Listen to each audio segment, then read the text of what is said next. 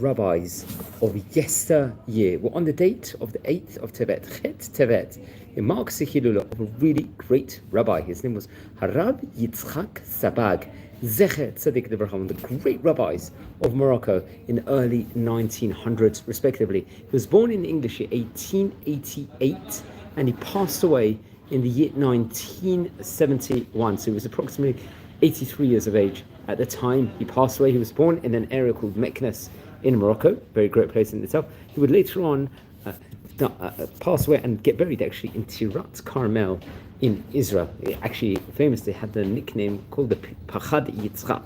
It was, let's explore some of the highlights of the great rabbi's life. Now, he was born in Meknes, as we stated before, came from great rabbinic heritage. I believe his father's name was Rabbi Yosef and his mother's name was Rabbanit Simcha.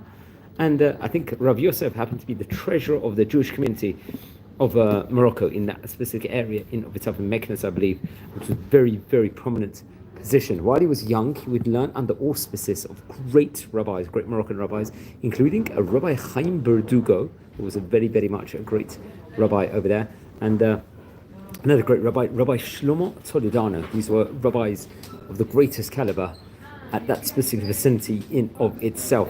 So he was learning Torah, and at a young age it became apparent he was a genius and a great diligent Torah learner over there. He was very, very diligent in Torah learning, and his brilliance very much became very, very apparent. He would get married to his wife.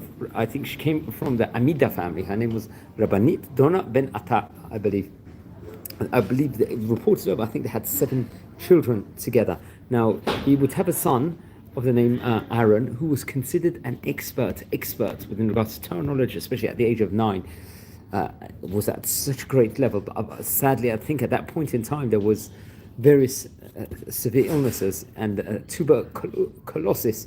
So I think he sadly passed away, reported over, only at 10 years of age. And I think a few other of his children were victim to this serious illness. Like many people, I think, in that vicinity, unfortunately lost their lives to this. And he would help in raising the children. And I think they lived in the El Gandora area, street, in of itself, in the Meknes area over there.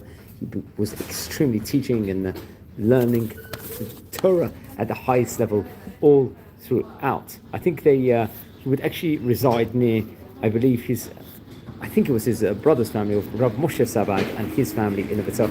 They would live in the same, let's just say, same specific adjacent area in of itself. Now, he would become a judge, a great Dayan. A Dayan is a judge in Hebrew. Naturally, he would be a Rosh Yeshiva, I believe, of the famous Yeshivat, Keter HaTorah over there, and have various different other prominent roles in Torah institutions in that specific area in of itself. He would give smicha, rabbinic ordination, to many of his students. He would have many great students over there. I think he was a chairman of the Bikur Cholim, which I think was actually founded by Rabbi Toledano, interestingly enough. Now, come what the year 1965, he would actually move with his family to the land of Israel. I think his son, Rabbi Yaakov, would move to France. I believe possibly take a position in France, respectively, over there. But he would move with his family to Israel, and they settled in the Tirat Carmel area in Israel over there, very prominent area. I think he would actually establish, if I'm not mistaken, or very much a part of the Oahel Yitzchak Yeshiva over there. He passed away on January the 5th in English year 1971. At the time, he was about 83 years of age. He was offered various different prominent positions. I believe they offered him even the chief rabbi position of Tirat Carmel, but I think he refused the position. He didn't want necessary official titles in of itself. Now, he had many, many great Talmidim among himself, and let's just explore some of the students, including the famous Rabbi Shalom Mashash, who was one of the great rabbis of Morocco in his day of itself. Now, Rabbi Gad Navon would be another one of his Talmudim. We've spoken about the great Navon family, rabbinic dynasty in of itself. He would become IDF, Israeli Defense Forces rabbi, I believe. Rabbi Navon also would become. Then there was Rabbi Yehuda Kohen, who was another great rabbi.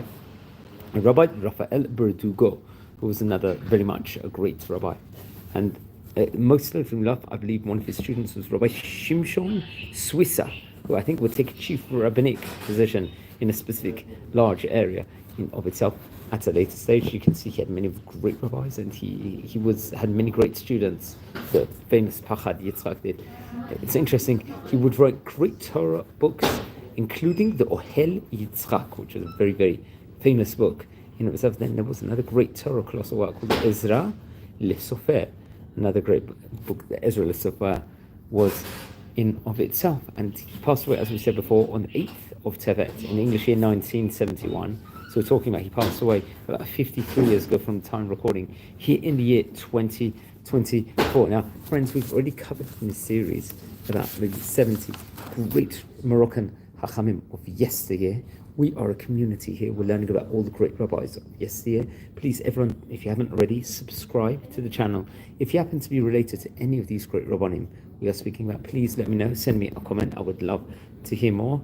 And share the videos if you feel anyone is going to be interested in this specific topic in of itself. I'm wishing you all a good day and blessings from Israel. Take care and be well.